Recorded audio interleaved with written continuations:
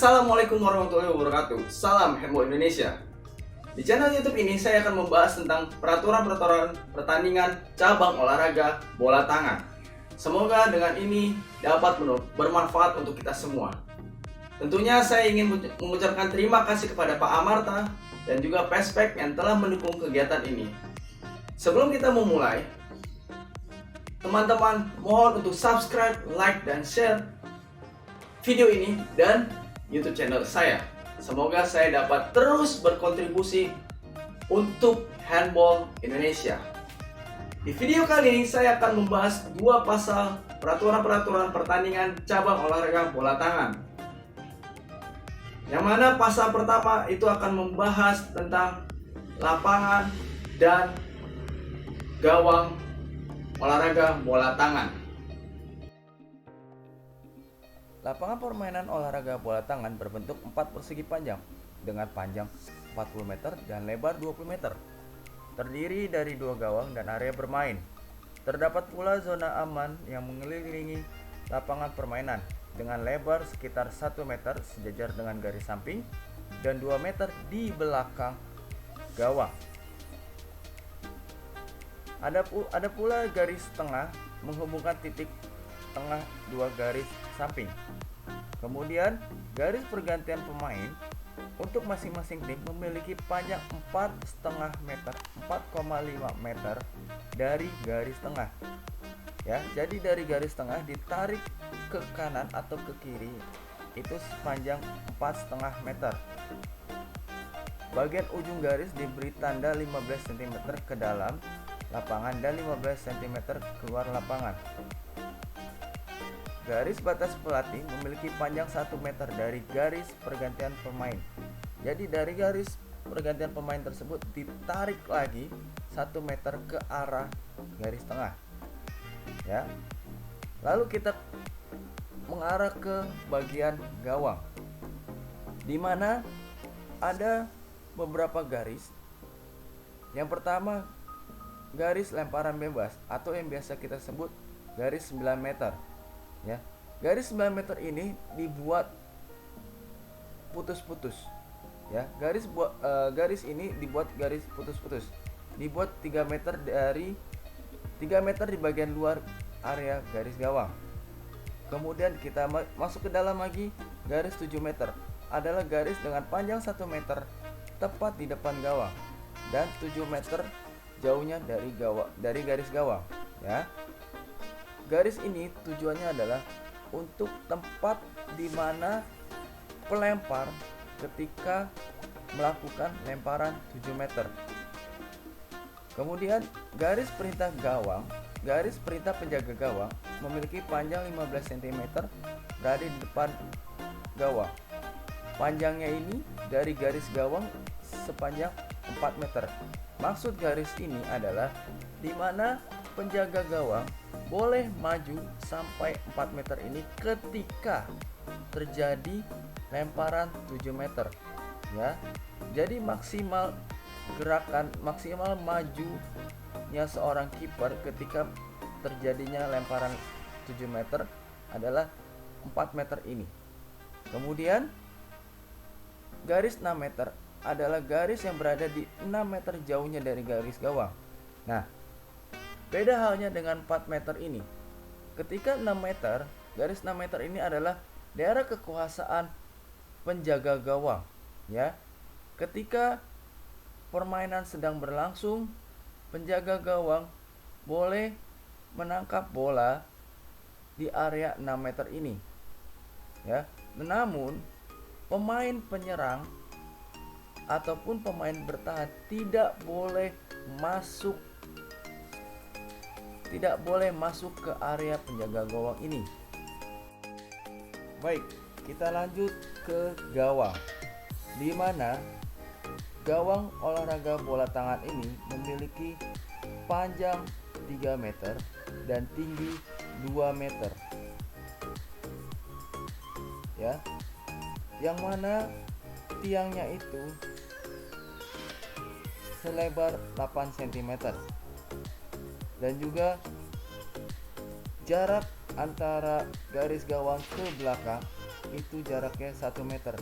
Jadi ada jarak antara garis gawang dengan net atau jaring di belakang gawang, ya.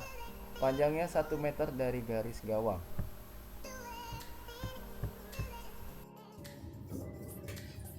Untuk pasal kedua, kita akan membahas tentang lamanya waktu bermain olahraga bola tangan. IHF, International Handball Federation, telah membuat peraturan menjadi 3 jenis waktu bermain. Yang pertama, untuk usia 16 tahun ke atas, lamanya waktu bermain 30 menit kali 2 babak. Kemudian yang kedua, untuk usia 12 tahun sampai 16 tahun, lamanya waktu bermain 25 menit kali 2 babak. Lalu yang ketiga, untuk usia 8 tahun sampai 12 tahun, lamanya waktu bermain selama 20 menit kali 2.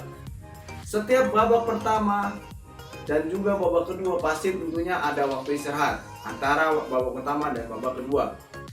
Waktu istirahat itu sendiri, IHF memberikan waktu selama 10 menit. Namun, IHF di sini memberikan catatan, ya. Di pasal 2.1, IHF memberikan catatan.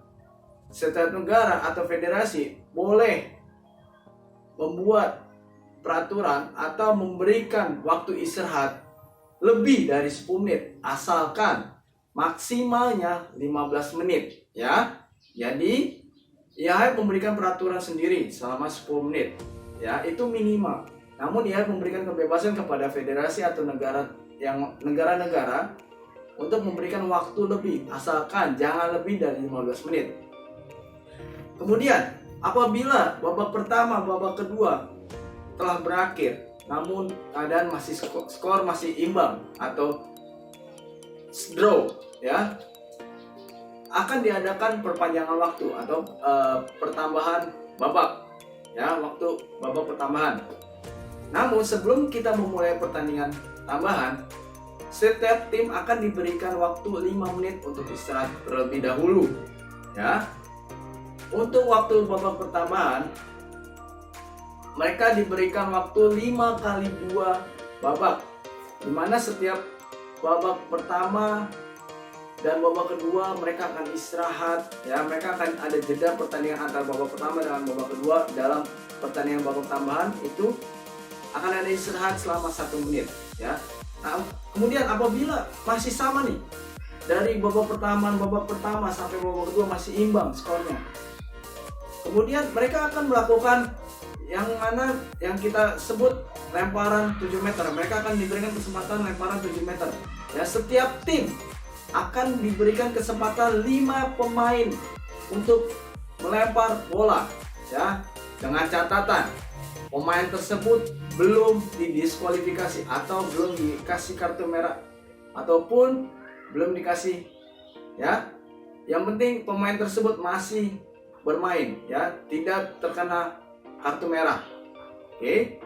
Selain pemain yang kena kartu merah itu boleh melempar untuk lemparan 7 meter tersebut, ya. Jadi setiap tim mendapatkan kesempatan 5 orang, ya, 5 orang untuk melakukan lemparan 7 meter.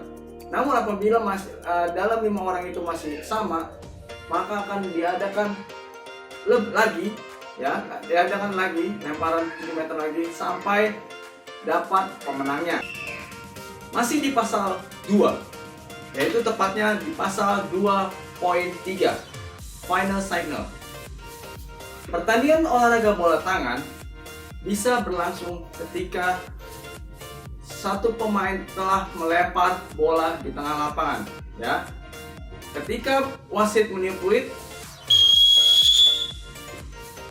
kemudian pemain akan melempar bola, itu bertanda pertandingan telah dimulai. Pertandingan berlangsung dan ketika pertandingan selesai, ya, biasanya waktu yang ada di scoring board, ya, itu akan berbunyi ketika menit 30 dia akan berbunyi.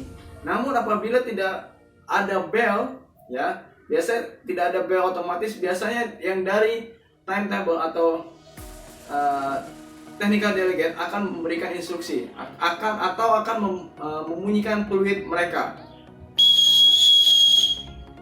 yang mana mereka akan memberikan kode bahwa pertandingan telah selesai, ya. Jadi untuk mengakhiri pertandingan biasanya itu dari bell, buzzer, dari scoring board atau dari timetable itu sendiri. Kemudian kita akan membahas tentang apabila terjadi pelanggaran ketika pertandingan itu berakhir, ya. Jadi ketika pemain sedang menyerang, satu tim sedang menyerang dan terjadi pelanggaran, kemudian di saat yang bersamaan buzzer atau bell tanda waktu berakhir itu bunyi, maka lemparan bebas tersebut tetap dilakukan dengan catatan pemain menyerang, ya, pemain yang mendapatkan pelanggaran, ya, atau tim yang mendapatkan pelanggaran itu boleh mengganti satu pemain untuk melempar, ya, boleh mengganti satu pemain untuk melempar. Begitu juga pemain bertahan. Namun untuk pemain bertahan hanya diperbolehkan mengganti satu pemain dengan catatan apabila tidak ada kiper, ya. Jadi mereka boleh ganti pemain apabila dari tim itu tidak ada kipernya, ya. Kipernya sedang diberikan kartu merah, ya. Ketika pelanggaran, kiper tersebut mendapatkan kartu merah, kemudian kiper itu harus keluar. Nah, yang terjadi ketika pemain kiper itu keluar, tim yang bertahan tersebut kehilangan kiper, ya. Kemudian tim bertahan tersebut boleh mengganti atau boleh menarik satu pemain bertahan dan digantikan dengan seorang kiper, ya. Kemudian setelah itu setiap pemain, baik itu yang melakukan lemparan ataupun defender, tidak boleh melompat ketika berlangsungnya pelanggaran tersebut, ya. Ketika terjadi melakukan lemparan tersebut, kedua tim tidak boleh melakukan lompatan.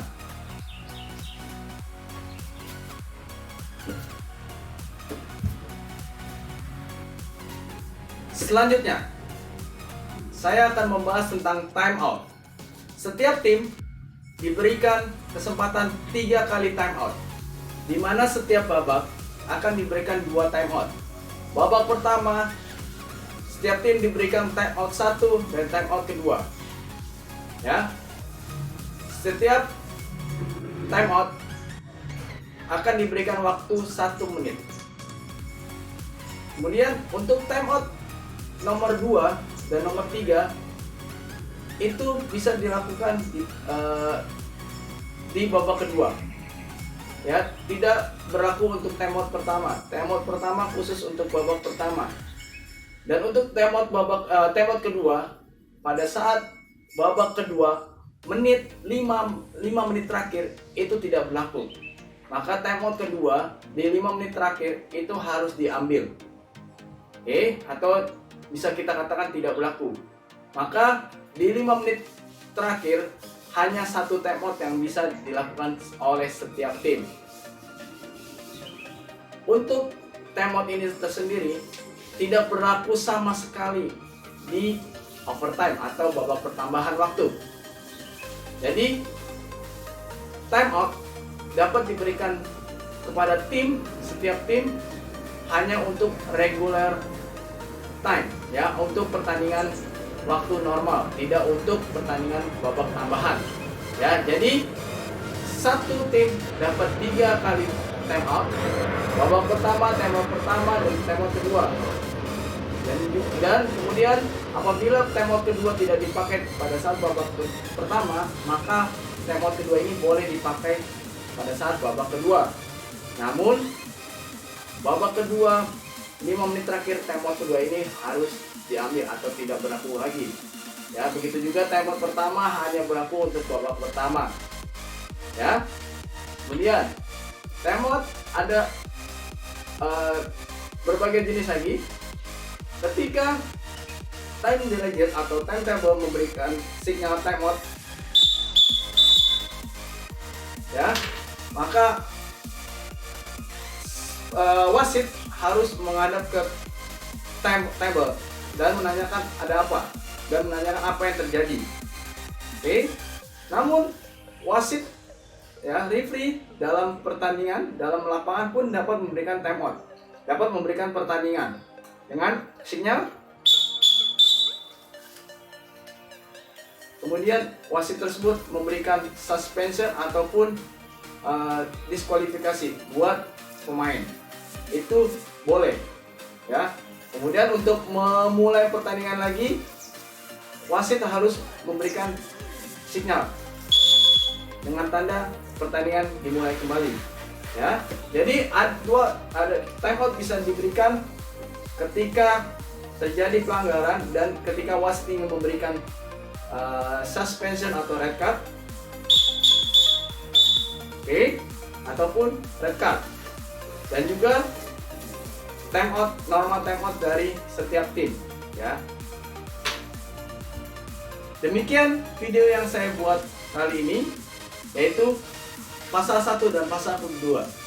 Saya akan terus berlanjut untuk membuat video-video tentang peraturan-peraturan handball untuk kita semua. Semoga video kali ini bermanfaat untuk teman-teman dan juga untuk saya sendiri.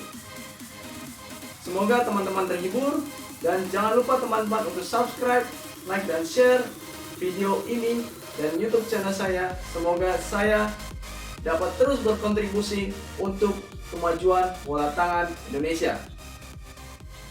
Demikian, Assalamualaikum warahmatullahi wabarakatuh. Salam Handball Indonesia. Terima kasih.